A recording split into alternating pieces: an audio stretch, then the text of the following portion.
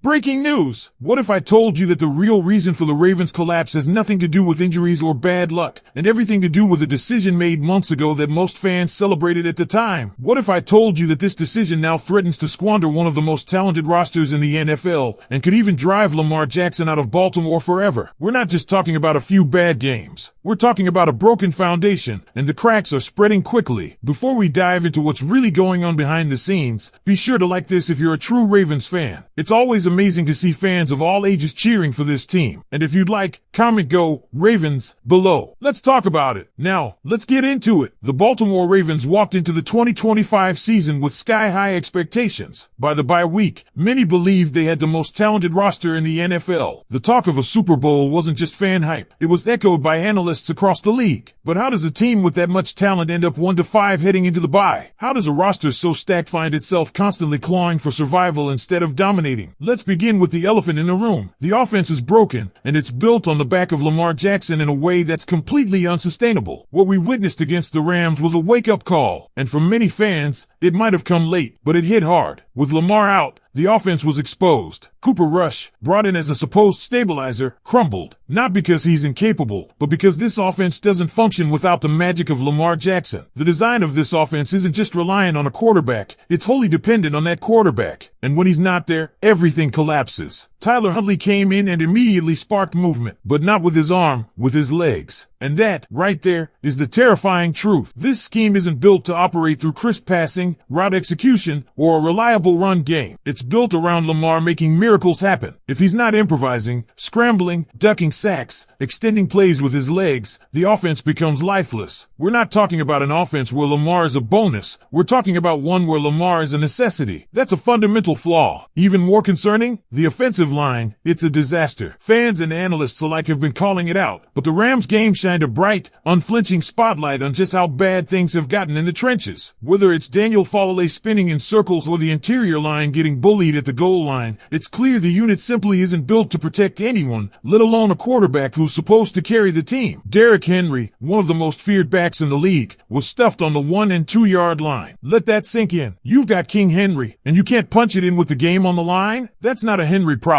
That's a trenches problem. And that falls squarely on the shoulders of John Harbaugh and Eric DeCosta. Yes, Harbaugh is the one making the calls about who starts. But EDC built this roster. He decided this offensive line, with its injuries, underperformance, and lack of depth, was good enough. He also brought in Cooper Rush, a backup who doesn't even remotely resemble the skill set Lamar brings, forcing a complete identity crisis whenever the starter isn't on the field. This isn't hindsight. Fans were saying it from the beginning. Why sign a backup who can't replicate Lamar's style? Why not at least find someone who can emulate parts of his game so the offense doesn't implode the moment he's sidelined? Now, there's a lot of love for EDC, and rightfully so. He's made some brilliant moves, but in this case, he failed. The offensive line wasn't upgraded. The backup QB situation was mishandled. And the offense? It's a one-man show. Then there's the coaching. Todd Monken's goal line play calling against the Rams left everyone scratching their heads. Back-to-back tush pushes against a Rams defense well-versed in stopping that exact play was baffling and predictable. There's no creativity, no adjustment, no rhythm, just stubborn calls and failed execution. Even the excitement around Patrick Ricard's return says it all. A fullback in 2025. That's who fans were eagerly waiting for. Not a top wideout, not a defensive star. A fullback. That's not a knock on Ricard. He's phenomenal at his job. But it speaks volumes about the identity of this offense. It's archaic, one-dimensional, and entirely dependent on one man. Which brings us to Lamar Jackson. His value has never been clearer. He's not just the quarterback. He's the Baltimore Ravens offense. Without him, there's no heartbeat. He makes up for bad line play. He makes up for poor route schemes. He makes up for slow developing plays. He is the offense. And if you're going to pay one man $75 million